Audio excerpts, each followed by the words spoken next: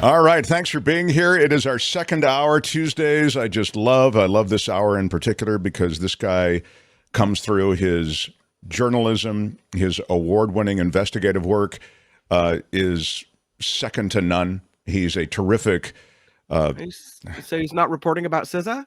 Likely No, not, although no. you never know. He's got a pretty broad breadth. He is the co-founder of DCReport.org. How about it for David Cay Johnston, everybody? Hi, David Cay Johnston. He's a Bay Area kid, I should mention, Santa Cruz, and born in the city, raised in Santa Cruz. Hey, David Cay Johnston, and I was sitting around a dinner last night and getting agitated, and that's when I sent off an email to you because I thought, this Bankman-Fried guy, I mean, clearly he's involved in something that deserves to be brought to justice. But the Justice Department stepped to him so quickly, and I thought, that's because a lot of people who have a lot of money, the ruling class or the donor class or whatever you would like to call them, people who have the richer stratum of society, they had money tied up in all of that FTX. They were burned along with many others. My question to you is, am I wrong to say, hey, that's why the Justice Department stepped to him so quickly, and then for some reason we languish waiting for something as openly lawless as the Trump administration and things that were done by the former president? We wait for that to be called to justice? Well, I think, Mark, the stakes involved and the traditions of how we do things at the Justice Department are quite different. The testimony by the CEO of FTX that the whole thing was a scam, they didn't even keep business records. It was given to Congress yesterday, that testimony, is rather shocking. And the better question would be, where were the banking regulators, the Justice Department fraud squad long ago when this thing was going on? This guy treated the money deposited with him like it was his money. And apparently his parents, who are both professors of law at Stanford, were deeply involved in this. I don't know if they're so involved they're going to be charged, but they apparently were involved with him from day one. And now, in contrast to that, Donald Trump presents a unique problem that we've never prosecuted or even thought about prosecuting a former president. The only person who'd come close to that was Nixon, and Gerald Ford, of course, pardoned Richard Nixon. Good for him, because his tax lawyer, Nixon's tax lawyer, went to prison for crimes he committed on Nixon's behalf. So I think these are quite different matters, but the deeper question is this lack of regulation of things like crypto. And I'm sure there are some people in the audience thinking we don't need more regulation. So here's a fundamental thing I teach my Syracuse law students. Everything is regulated. Everything always has been regulated. Baseball has 168 pages of regulations just for Major League Baseball. They regulate the everything about the ball, including how many stitches and the color of the yarn. And we have just abundant evidence going back thousands of years that if you don't have regulation of money, then you get people who they get their hands on other people's money and they act like it's their own, and they usually act actually not quite like it's their own because it didn't cost them anything, and they engage in all sorts of foolish nonsense behaviors, as apparently the young man running FTX did. Yeah, and I always say when people talk about regulation to me, I go, great, you call it regulation, I call it protections oftentimes. Regulations associated with the environment are protections for that environment, for the soil, the water, the air, etc. For the consumer, in the case of the economy or in investment vehicles.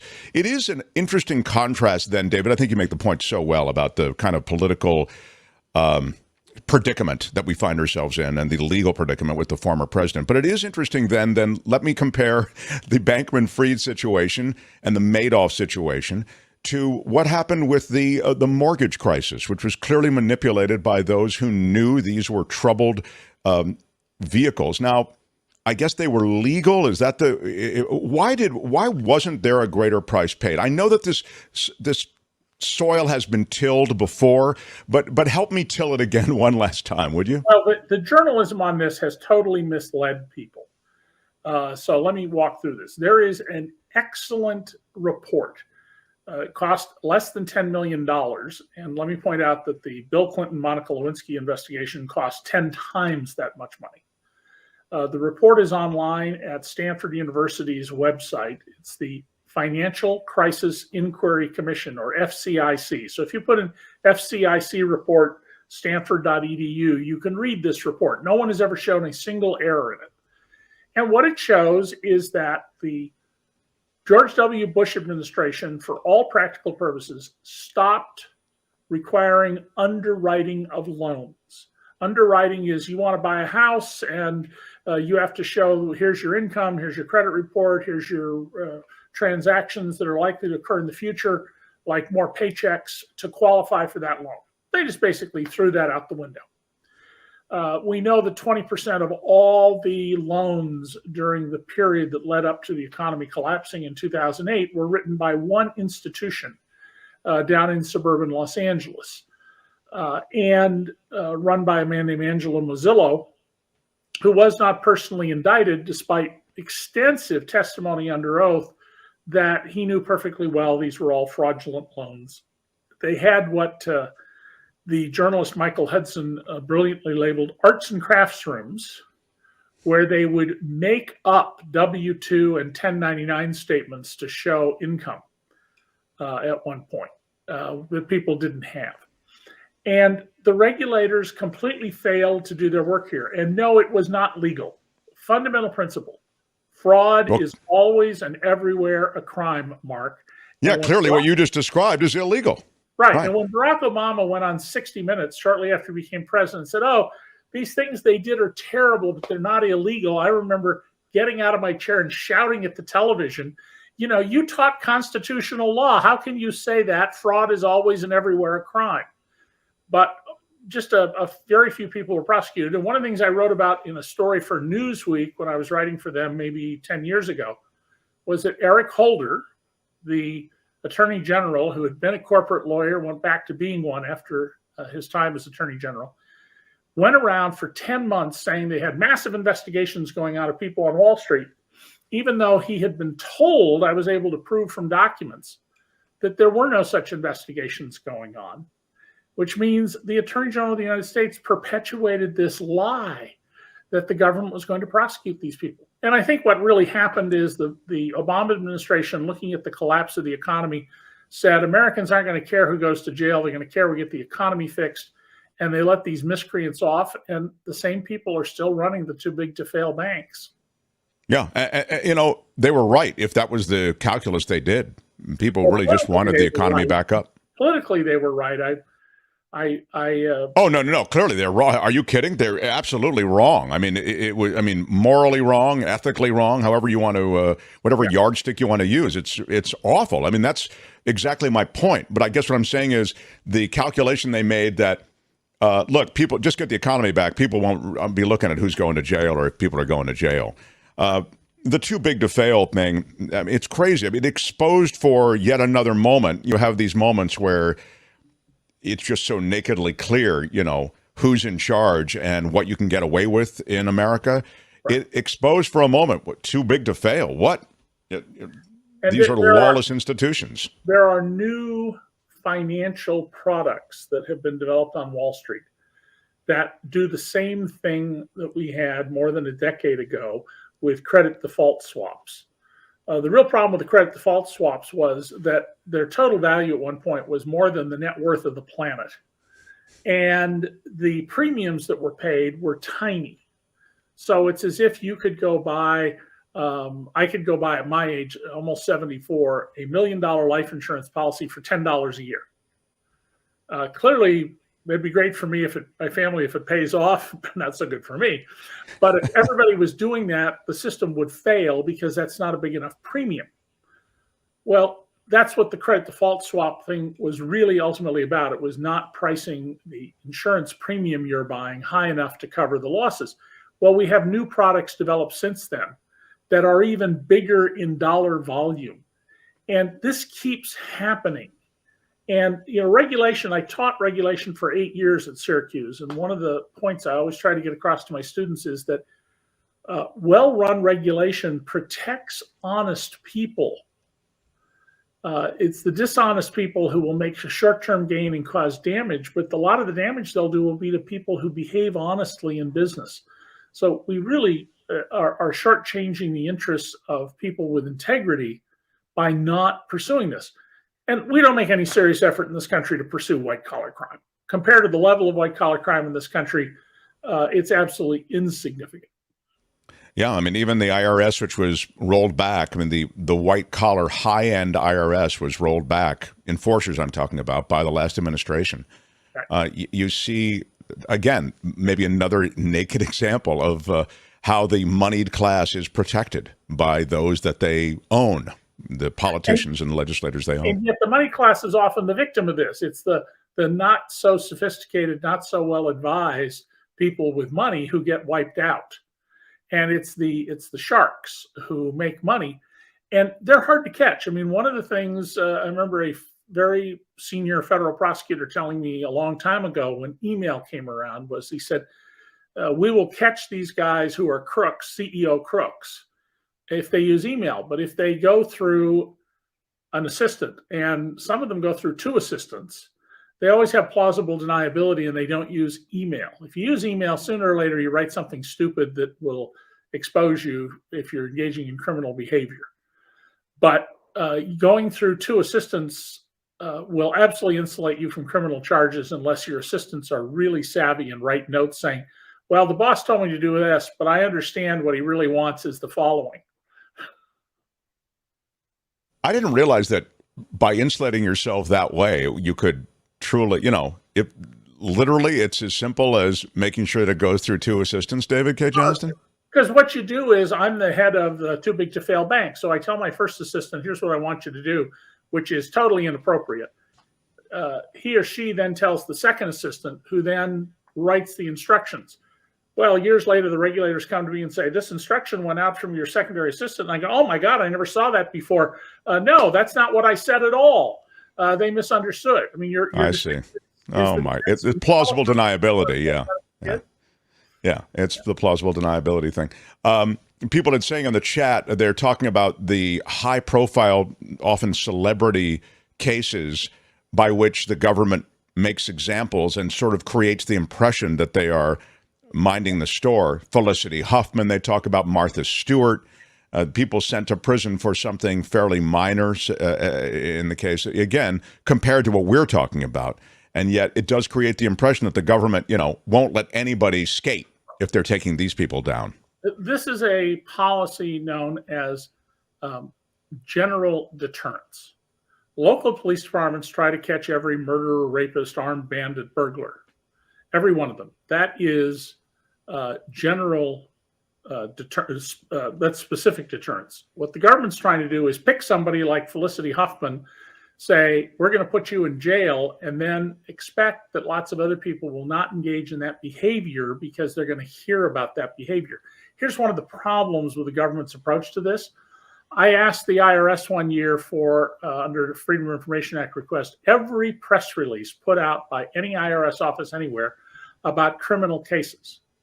Well, most of the criminal cases, which are pursued under this very theory of we'll make an example out of someone to get other people to realize it could happen to them, there was never an announcement about it. There was no press release. There was no news coverage. So the effect of deterrence doesn't work if you're not out there promoting these things. The other thing that happens, of course, is the government goes after the slam dunk cases involving people who are relatively naive about the law or foolish in their behavior, and it doesn't go after the tough, hard cases, the ones by very sophisticated criminals posing as business people. There's a wonderful book about this by William Black. He's the guy who, as a regulatory lawyer, uncovered the whole savings and loan scandal. Wow. He got more than 800 senior banking executives sent to prison. There were about 3,000 cases brought because he taught the FBI and prosecutors and others how to bring these cases. And he then decided to go get a degree in criminology at UC Irvine. And he wrote a book called The Best Way to Rob a Bank is to Own One. It's true, right? That sounds like a great book. I've got to get that. Oh, It's funny you mentioned that. I do want to get to this gun thing, though. God, let me just follow up with something you just said, though, because it's funny. The SNL scandal reminds me of S&L, not SNL. The Pete Davidson scandal is not what I'm talking about. The savings and loan scandal, that did end up with people going to prison. Yes, and because of Bill. Only because of Bill. In fact, there used to be a little parody of him on the internet where the banking regulator in the Obama period who did nothing said on TV, we did whatever we could, etc. And this parody, they changed his voice. And it said, well, do you look at this suit I'm wearing? Do you have any idea how much this suit costs? Do you think I would own a suit like this if I had gone after these banks? I mean, if I'd done that, I would end up like Bill Black, a law professor at an obscure public college in the Midwest. But instead, I'm wearing this suit.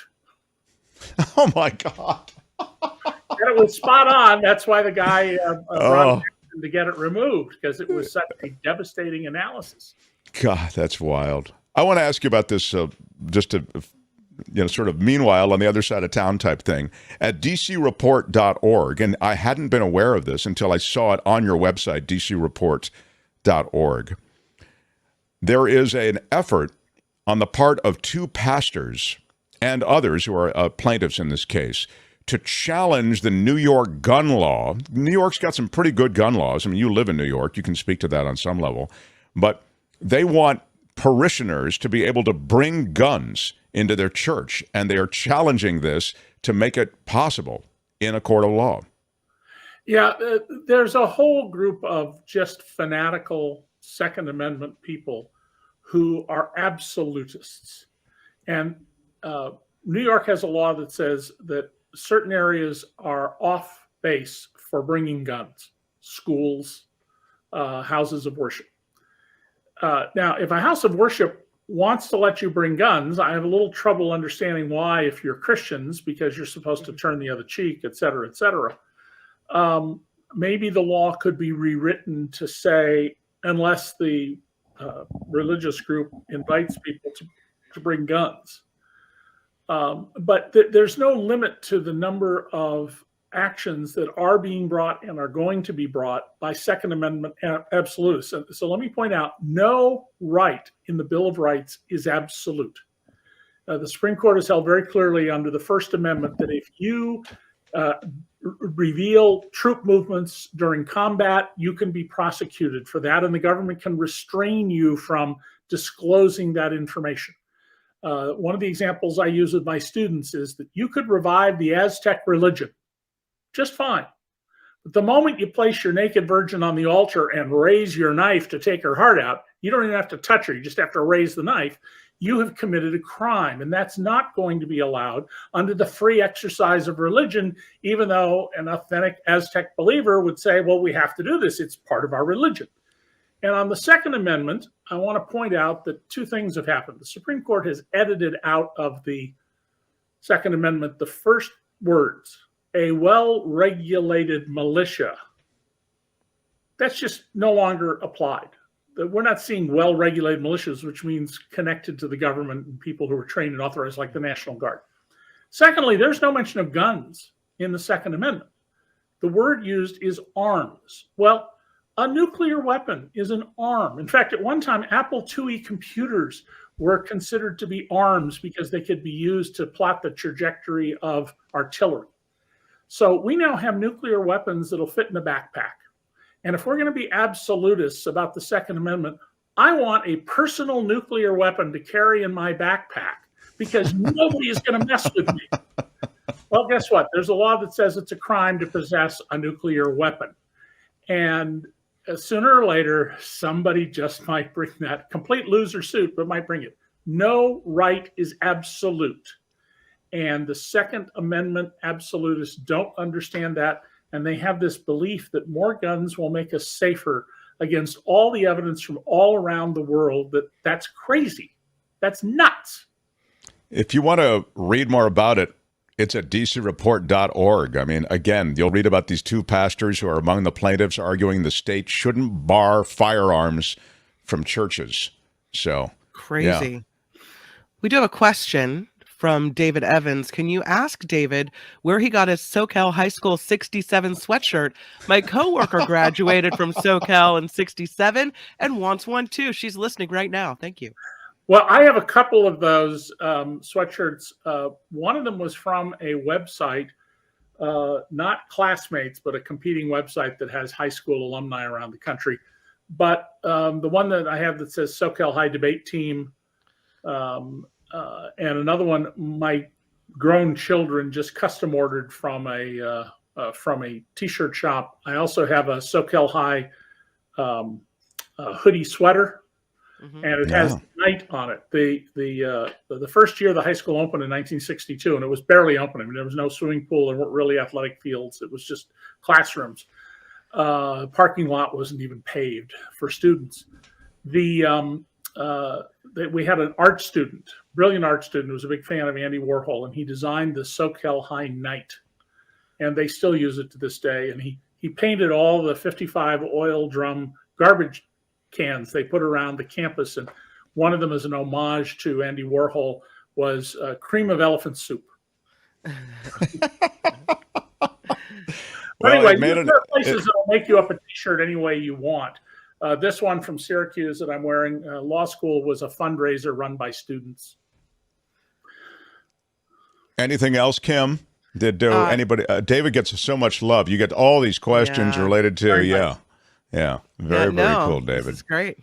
So, they do want David to wear a Mark Thompson beanie. They think that would be a cute Well, I was just about to ask David Cay Johnston, the Pulitzer Prize winner, if he had any Mark merch. I don't think he does. I don't think we sent him. I have any Mark merch. No, we're going to.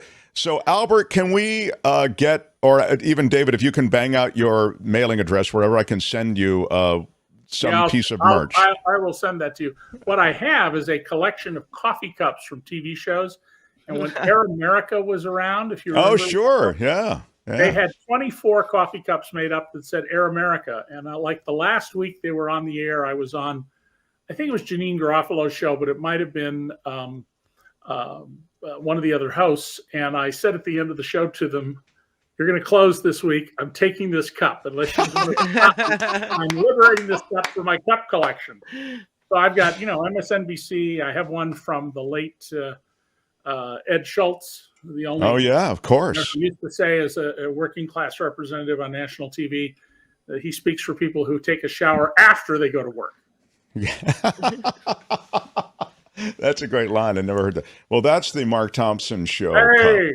I'll send you one of those, but we've got it. So Albert will get it, or David, just bang out that address if you would, please. Go to dcreport.org for more David Cay Johnston.